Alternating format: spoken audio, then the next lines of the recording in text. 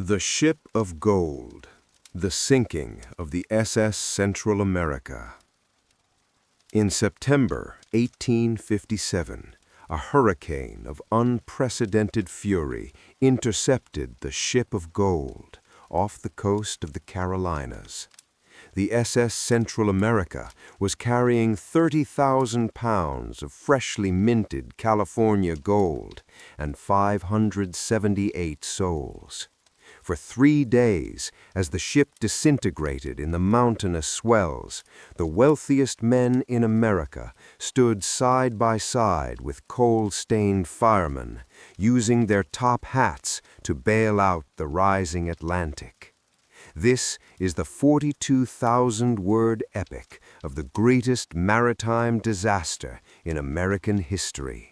A story of men who threw piles of gold coins onto the deck because they were too heavy to carry into the lifeboats, and the 153 survivors who floated for days in a sea of sharks and treasure. The Hurricane's Jaws. Chapter 1. The Floating Fortune. The SS Central America was a 272-foot side-wheel steamer, a titan of the mid-19th century. She was the bridge between the California gold rush and the banks of New York. On her final voyage, she departed Panama, carrying a cargo that would be worth over $500 million today. The passengers were Argonauts, men who had spent years in the dirt of the Sierra Nevada, finally returning home to their wives and children with leather pouches bursting with gold dust. The atmosphere on board was celebratory. In the first-class saloon, men played poker with $20 gold pieces. Women wore silk gowns bought with the profits of the mines. But as they rounded the tip of Florida and headed north, the barometer began to plummet. Captain William Lewis Herndon, a renowned explorer and naval officer, watched the sky turn an ominous bruised purple. A Category 2 hurricane was moving up the coast, and the SS Central America was steaming directly into its heart. The Hurricane's Jaws. Chapter 2.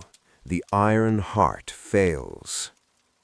By September 11, 1857, the wind was screaming at 105 miles per hour. The massive side wheels, designed to churn through calm coastal waters, were being lifted out of the sea by 40-foot waves and then slammed back down with the force of a falling building. A leak developed in one of the shaft seals. The water rushed into the engine room, dousing the fires in the boilers. The ship lost all power. The iron heart of the SS Central America stopped beating. Without engines to keep her head into the wind, the ship fell into the trough of the waves, rolling so violently that furniture was smashed into splinters, and the heavy safes filled with gold slid across the decks like battering rams. Captain Herndon ordered every man on board, including the wealthiest passengers, to form a bucket brigade. For 30 hours, millionaires and deckhands stood knee-deep in freezing water, desperately trying to bail out the Atlantic. The philosophy of the lifeboat. As the gray dawn of September 12th broke, Herndon realized the ship was doomed. He ordered the lifeboats to be readied, but there was a problem. There were only enough boats for a fraction of the passengers. In a display of Victorian chivalry that would later define the era, the cry went up, "Women and children first." What followed was a heartbreaking sacrifice. Husbands kissed their wives goodbye, handing them small bundles of gold for the future, before lowering them into the tiny boats that vanished into the spray. One man, realizing his gold was now a lead weight that would drown him, opened his trunk and scattered thousands of dollars in gold coins across the cabin floor. "Take it," he shouted to the crew. "It's worthless now." The floor of the sinking ship was literally paved with gold, yet no one stooped to pick it up. They were looking for wood, for life jackets, for any sliver of hope. The Final Plunge. At 8 p.m., a massive wave broke over the stern. The ship groaned, stood nearly upright, and then slid backwards into the abyss. Captain Herndon, standing on the paddle box in full dress uniform, removed his hat in a final salute to his ship as it disappeared. Over 400 men were suddenly plunged into the churning, midnight black eye of the hurricane.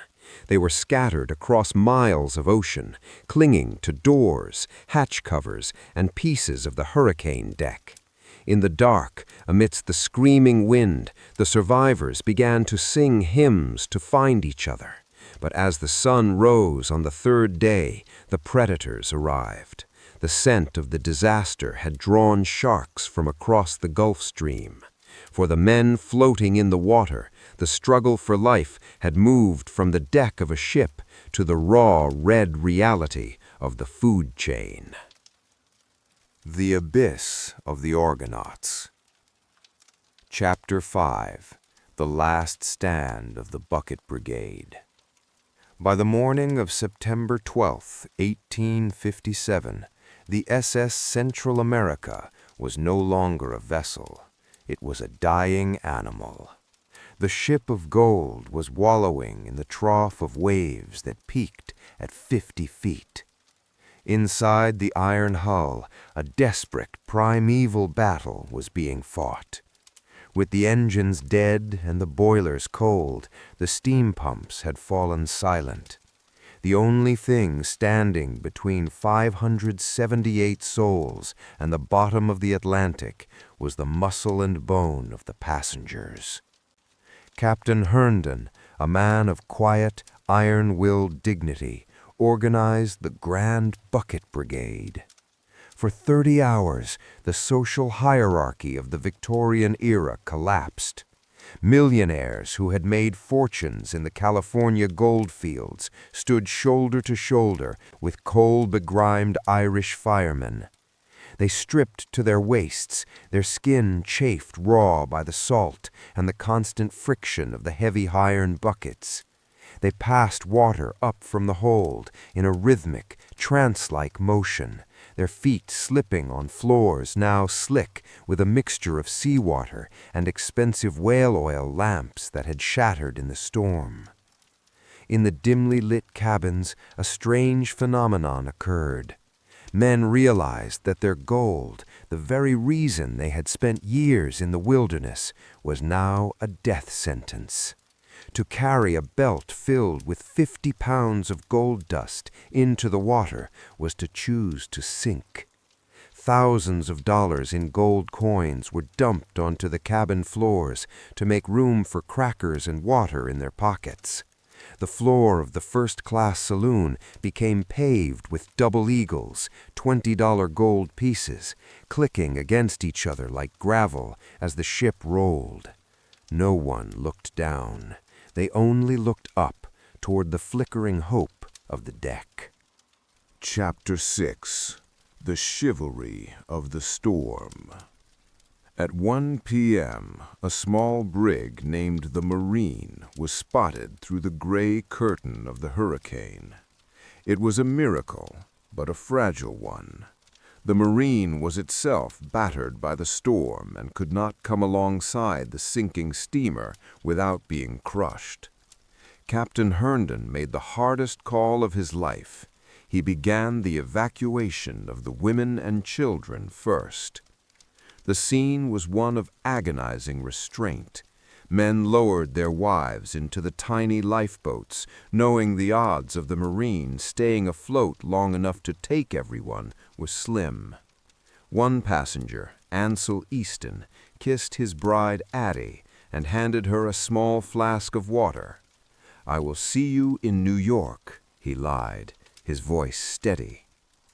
The lifeboats had to be rowed through mountainous swells to reach the Marine.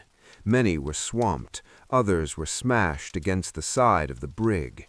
But through the incredible skill of the crew, every single woman and child was successfully transferred. As the last boat pulled away, the 400 men remaining on the Central America gave a cheer that rose above the screaming wind. It was a cheer for the lives saved and perhaps a requiem for their own. Chapter 7. The Final 12 Minutes. As darkness fell on September 12th, the Central America took a heavy list to the starboard. The ship of gold was settling. Captain Herndon went to his cabin, put on his full dress uniform, and strapped on his ceremonial sword. He was a representative of the U.S. Navy, and he intended to meet the sea with the dignity of his office. At 8 p.m., a massive rogue wave struck the ship from the stern. The wood groaned, a sound like 1,000 trees snapping at once. The ship stood nearly vertical, its bow pointing toward the storm-racked stars. Then, with a roar of escaping air and the crashing of heavy machinery breaking loose in the hold, the Central America slid backward into the deep. Hundreds of men were sucked down in the massive vortex created by the sinking hull. They fought the downward pull, their lungs screaming for air, surrounded by a chaotic debris field of furniture, doors, and crates of gold. Those who made it back to the surface found themselves in a nightmare. The hurricane was still raging, and they were alone in the dark, miles from any shore, clinging to whatever floated. Chapter 8. The Choir of the Atlantic. The survivors were scattered across 10 miles of ocean. Some had found bird cages, the large wooden structures used to house tropical birds on deck, which provided enough buoyancy for 2 men. Others clung to the large wooden hurricane deck, which had broken off in one piece.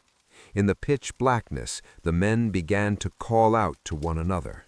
They realized that if they drifted apart, they would lose the will to live. A passenger named Judge Munson began to sing a hymn. Soon voices joined him from the darkness, voices from the left, the right, and behind. For hours, a spectral choir of hundreds of drowning men rose and fell with the waves, a thin thread of human sound in the middle of a screaming Atlantic. But as the night wore on, the singing grew quieter. Exhaustion and hypothermia began to take their toll. Men simply let go of their planks and drifted into the dark. And then, as the sun began to rise on the first morning, the shadows beneath the water changed. The oceanic white-tip sharks, the sea vultures, had arrived. The blood from those injured in the sinking had created a trail that the predators followed with lethal precision. The struggle for survival had just moved into its most terrifying phase. The Resurrection from the Abyss. Chapter 9. The 3 Nights of the Gray Shadows. By the morning of September 13, the hurricane had begun to lose its primary fury, leaving behind a chaotic, confused sea, massive swells that collided from different directions, tossing the survivors like corks. For the men clinging to the remnants of the hurricane deck and shattered hatch covers, the silence was more terrifying than the wind. The choir that had sung through the night was now reduced to a few raspy, salt-choked whispers. Then came the shadows. The oceanic white-tip sharks, drawn by the vibrations of the sinking and the blood of the injured, arrived in a silent, circling armada. These were not the sharks of the reefs. These were the scavengers of the deep, persistent and bold. A man would feel a sudden bump against his legs, a predator testing the buoyancy of its prey. One survivor, A young miner named Robert Williams watched in paralyzed horror as a man just 10 feet away was pulled silently under the water, leaving only a dark, expanding stain on the crest of a wave. The survivors learned a grim new geometry. They tied themselves together, back to back, kicking their legs in a rhythmic frenzy whenever a fin broke the surface. They were fighting 2 wars, one against the chemical collapse of their own bodies, and another against the apex predators of the Atlantic. Chapter 10: The Mirage of the Golden Floor. By the second day without water, the biology of the survivors began to fail. Dehydration induced a collective madness. Men began to see islands just beyond the next swell, green, lush paradises with fresh-water springs. Others hallucinated that they were back in the first-class saloon of the Central America. In their delirium, some believed they could see the ship's gold glowing on the ocean floor, just a few feet beneath their dangling toes. "I see the double eagles," one man screamed, before diving into the depths, never to resurface. The salt water they were forced to swallow caused their tongues to swell until they could no longer close their mouths. Their skin, scorched by the tropical sun and pickled by the brine, began to peel away in long, painful strips. Yet amidst the madness, acts of impossible heroism occurred. Ansel Easton, who had sent his wife to safety, found a fellow passenger, a cabin boy, nearly unconscious. For 48 hours, Easton held the boy's head above water, sharing the meager buoyancy of a wooden door, whispering stories of the California mines to keep the boy from drifting into the final sleep. Chapter 11: The Ellen and the Final Reckoning. On the 4th day, the Norwegian bark Ellen appeared on the horizon.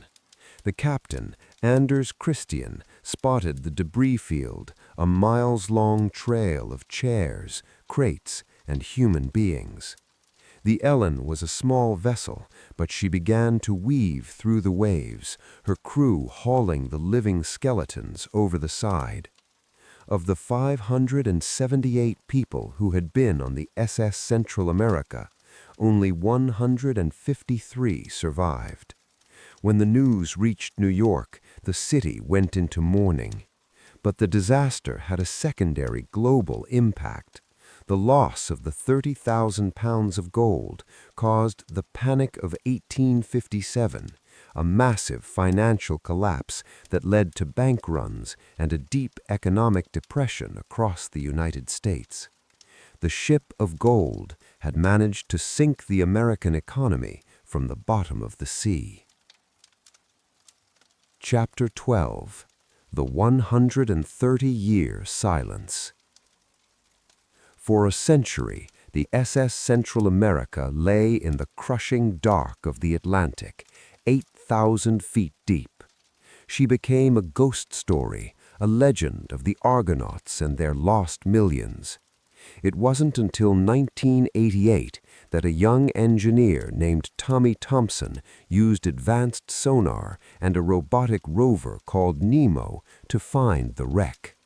What he found was a time capsule of the American dream. The gold was still there, stacks of bars and thousands of coins still shining in the lights of the rover. But more moving were the personal effects. A leather trunk filled with a miner's rough clothes, a woman's silk thimble, and a single, water-damaged daguerreotype of a child waiting for a father who never came home. The recovery of the gold sparked a legal war that lasted decades, but for the descendants of the survivors, the treasure was secondary. The true legacy of the Central America was the story of those 3 days in the water, the night the gold became lead, and the only currency that mattered was the strength of a man's grip on a floating door, and the sound of a human voice in the dark.